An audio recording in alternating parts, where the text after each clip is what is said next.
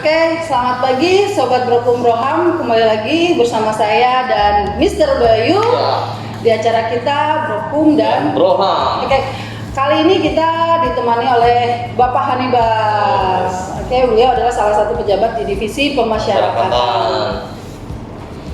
Selamat pagi Pak Hanibas. Selamat pagi Broham. Ya. Pak, kita kedatangan tamu lagi, Pak Ujang. Silakan Pak Ujang. Pak, kan sekarang ini di pemasyarakatan sepertinya ya, baru sepertinya ya, kalau kita lihat terutama nih di kalangan artis kan banyak Ya, terkait dengan kasus narkoba. Kita yang ada di Satuan Kerja Lapas Rutan itu dari data di SDP terakhir hampir kurang lebih 60%.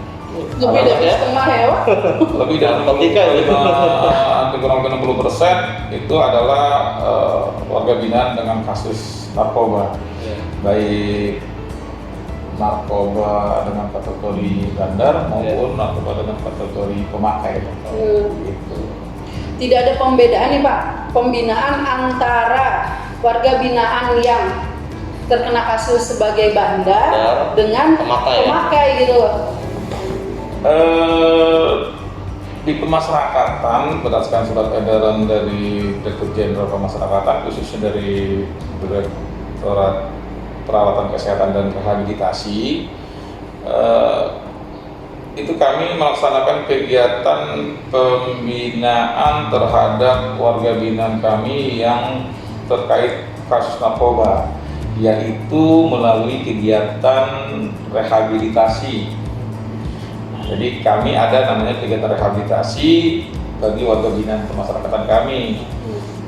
Nah, itu kami melakukan kegiatan tersebut di Satuan Kerja Lapas Rutan yang memang sudah ditunjuk oleh Direktur Jenderal sebagai Satuan Kerja Pelaksana Layanan Rehabilitasi bagi warga binaan pemasyarakatan di wilayah Banten. Jadi itu bentuknya lapas Khusus ya? Atau lapas umum seperti yang lainnya? Sebenarnya sih harapan dari Direktorat itu dilaksanakan di lapas narkotika.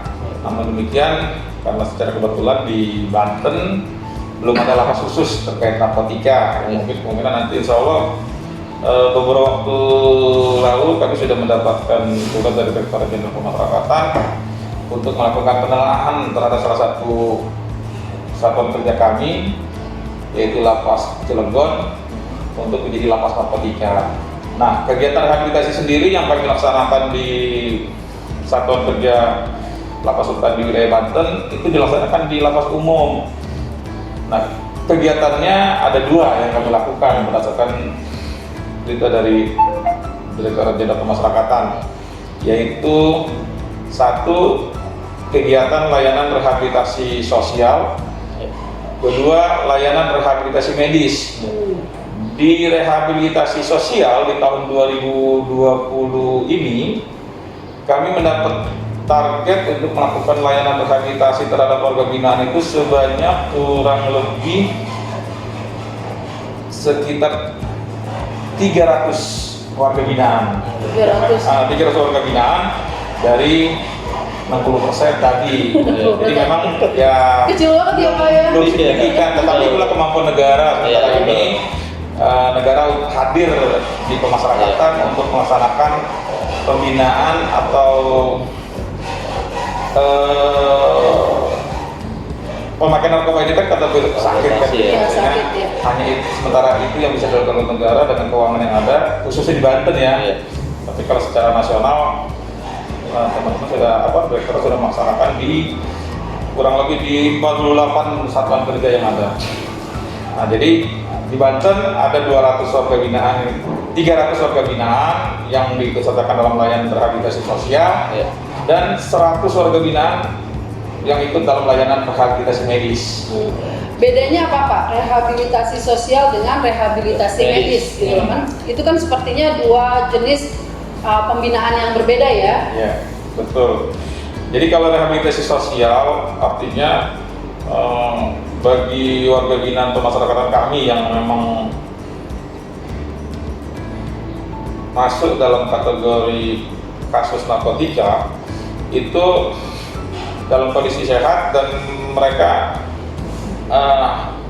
diberikan kegiatan yang sifatnya membangun konstruksi sosial mereka, perilaku sosial mereka gitu. Ya, jadi kegiatan yang dilaksanakan sana lebih banyak kepada bagaimana membangun main daripada si warga binaan kita itu dalam konstruksi sosialnya gitu, perilaku sosialnya, berupa perilaku sosialnya, sehingga dia bisa terjadi perubahan dalam perilakunya kaitannya untuk tidak lagi menggunakan narkoba. Sementara yang medis itu lebih kepada para warga binaan kita yang terkait kasus narkoba, namun mereka saat ini sedang mengalami kondisi sakit.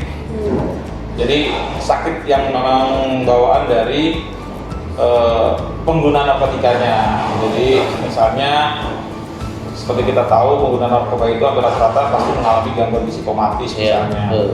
Terus kadang-kadang ada karena pemakaian yang intens, misalnya dia terkena airnya tinggi. Nah itu kami lakukan rehabilitasi medis. Jadi dalam konteks penyembuhan penyakit diawali dengan penyembuhan penyakit yang diderita oleh warga binaan sebagai bawaan dari perilaku penggunaan narkotikanya gitu. Tapi kalau yang rehabilitasi sosial mereka tidak dalam konteks sakit, tapi kita bagaimana merubah perilaku sosial si WB tadi sehingga betul-betul bisa hidup sehat tanpa narkoba, bisa menjauhi narkoba, sehingga nanti pada saat selesai kegiatan rehabilitasi mereka bisa menjadi contoh buat teman-teman warga binaan yang lain bahwa hidup sehat itu baik, terima tidak. Dan syukur-syukur harapan kita setelah layanan rehabilitasi dilaksanakan, ketika mereka sampai nanti pulang, mereka betul-betul menjadi narkoba dan bisa hidup sehat sebagaimana mestinya manusia, orang-orang pada umumnya gitu. Seperti ini. Sama hal juga dengan itu Pak ya, artis-artis yang terkait dengan narkoba juga ya berarti ya, seperti itu ya? Iya, artis mungkin yang terkait narkoba pun pelaksanaan rehabnya juga sama seperti itu gitu. Cuma kan memang di Banten sebentar ini tidak ada artis Tidak ada artis yang kena narkoba, jangan lah ya, gitu lah ya. ada, insya Allah tidak ada ya. Jangan sampai lah ada. Tapi proses pelaksanaan rehabnya insya Allah sama. Mereka rata-rata kan bukan pada saat di lapas rehabnya, mereka langsung pada saat di pendidikan gitu. Jadi bagi yang sudah ada di dalam lapas dengan program layanan rehabilitasi yang diberikan oleh pemerintah, dalam hal ini Direktur Jenderal Pemasyarakatan, lebih khusus lagi Direktorat Perawatan Kesehatan dan Rehabilitasi, itulah upaya yang bisa kita lakukan.